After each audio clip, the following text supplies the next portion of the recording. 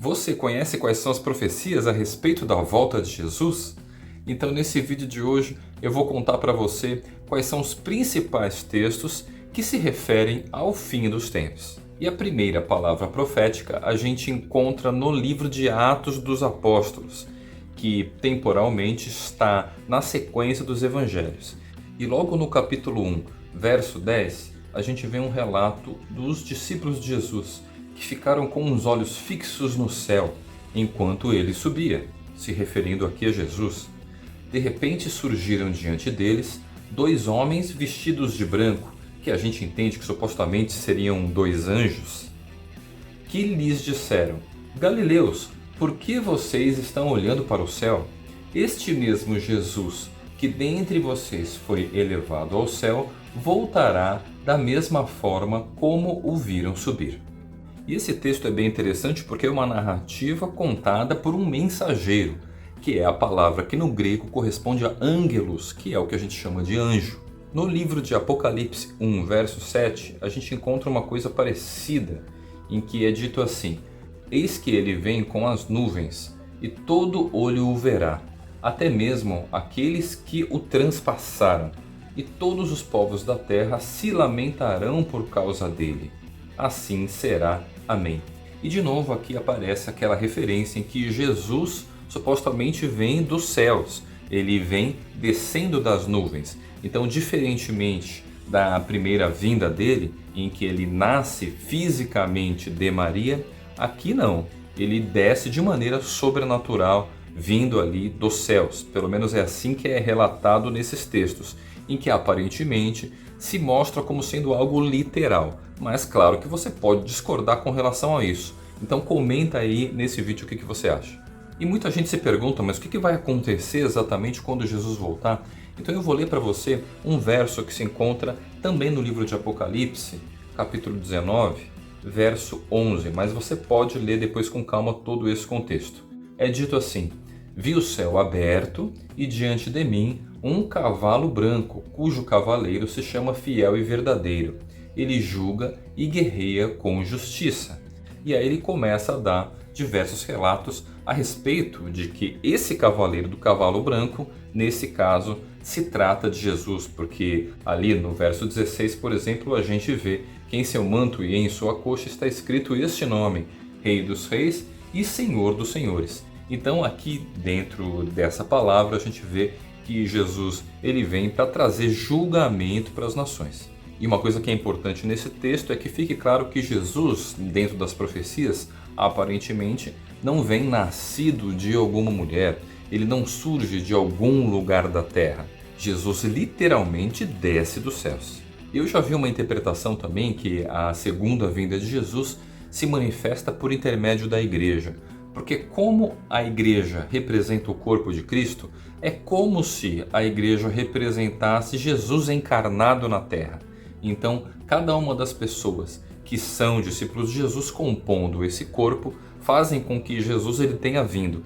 Mas como a gente vê aqui, as profecias não dizem algo nesse sentido, porque isso ficaria claro para todo mundo, para que todas as pessoas percebam e todos os olhos verão que Jesus de fato voltou. Enquanto que o nascimento da igreja é considerado como acontecendo lá narrado em Atos capítulo 2, em que a gente vê de fato o Espírito Santo descendo dos céus. Então existe também uma descida do Espírito Santo ali narrada no livro de Atos capítulo 2. Mas, como a gente pode perceber, quem estava presenciando aquela descida do Espírito Santo são as pessoas que estavam reunidas no dia da festa de Pentecostes. Então isso não aconteceu para que todo o olho do mundo visse a volta de Jesus. Existe um outro texto interessante que é aquele Paulo, o apóstolo, que escreveu uma carta para a igreja de Tessalônica. Então a gente pode dar uma olhada lá em 1 Tessalonicenses capítulo 4, lá no final, verso 16. É dito assim: Pois dada a ordem, com a voz do arcanjo e o ressoar da trombeta de Deus, o próprio Senhor descerá do céu, e os mortos em Cristo ressuscitarão primeiro. Depois disso, os que estivermos vivos seremos arrebatados juntamente com ele nas nuvens, para o encontro com o Senhor nos ares, e assim estaremos com o Senhor para sempre. E a primeira coisa que chama atenção nesse texto é a trombeta de Deus. A trombeta que representa um sinal de alerta para que quando alguma coisa muito importante está para acontecer. Como referência, a gente tem o Dia das Trombetas, que é também chamado de Rosh Hashanah. Esse que é o Dia das Trombetas. Um dia para a gente estar alerta para as coisas que Deus está trazendo. E também é dito aqui que os mortos vão ressuscitar. Isso que também traz uma referência para o livro de Apocalipse que a gente leu, em que o reinado milenar de Cristo acontece logo após a volta dele. Então os mortos ressuscitam e esse reinado milenar acontece. E aí uma coisa que causa muita confusão nas pessoas é que nesse verso 17 é dito assim: depois disso, os que estivermos vivos seremos arrebatados. Então aqui fica uma coisa meio nebulosa, porque quanto é depois disso? Será que é depois do reinado milenar de Cristo e tal? Não sei.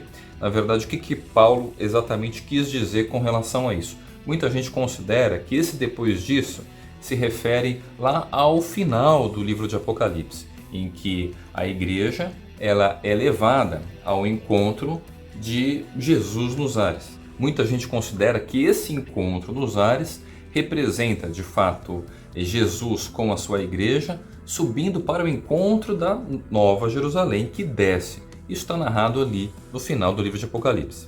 E um detalhe importante é que a gente não pode confundir esse arrebatamento com esses filminhos aí que você fica assistindo por aí, em que pessoas desaparecem ou elas são levadas para o céu e tal, porque isso não tem nenhum significado profético com nenhum tipo de profecia em que foi dito a respeito disso acontecer.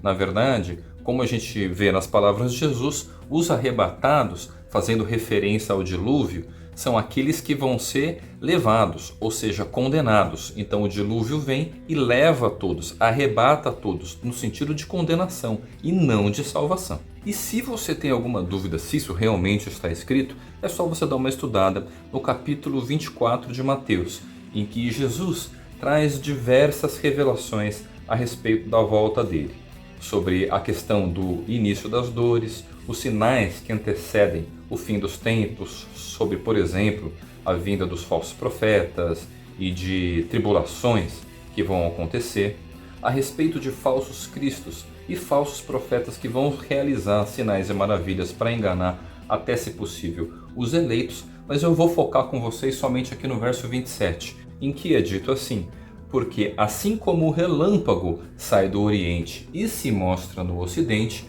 assim será a vinda do Filho do Homem. Onde houver um cadáver, aí se ajuntarão os abutres. Imediatamente após a tribulação daqueles dias, o sol escurecerá, e a lua não dará sua luz. As estrelas cairão do céu, e os poderes celestes serão abalados. Então aparecerá no céu o sinal do Filho do Homem. E todas as nações da terra se lamentarão e verão o Filho do Homem vindo das nuvens do céu com poder e grande glória. E novamente a gente percebe aqui a referência de Jesus vindo das nuvens do céu e todas as nações testemunhando a volta dele.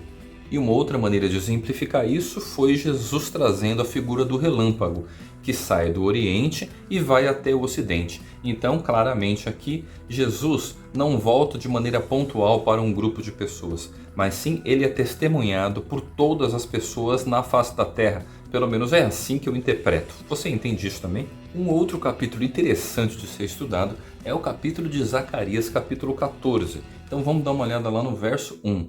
Diz assim: vejam, o dia do Senhor vem, quando no meio de vocês os seus bens serão divididos. Reunirei todos os povos para lutarem contra Jerusalém. A cidade será conquistada, as casas saqueadas e as mulheres violentadas. Metade da população será levada para o exílio, mas o restante do povo não será tirado da cidade. Depois o Senhor sairá à guerra contra aquelas nações, como ele faz em dia de batalha. E depois você pode dar uma analisada nesse texto com calma, em que, por exemplo, aqui aparece também a figura da festa de cabanas, que é um momento que acontece no mesmo mês do Dia das Trombetas, que a gente tinha falado que acontece no primeiro dia do 7º mês, enquanto que a festa das cabanas acontece ali no meio do mês. E isso mostra pra gente que a realização da festa de cabanas é uma maneira de profetizar a respeito da volta de Jesus. Mas se para você esse assunto ainda é muito nebuloso, então eu já gravei uma palavra para explicar qual que é a relação da festa de Cabanas com o reinado milenar de Cristo. E se você tem interesse nesse assunto, dá uma olhadinha nesse vídeo aqui e a gente se vê então nas próximas palavras. Falou! Se inscreva no canal e ative o sininho para receber as notificações dos próximos vídeos. Tchau!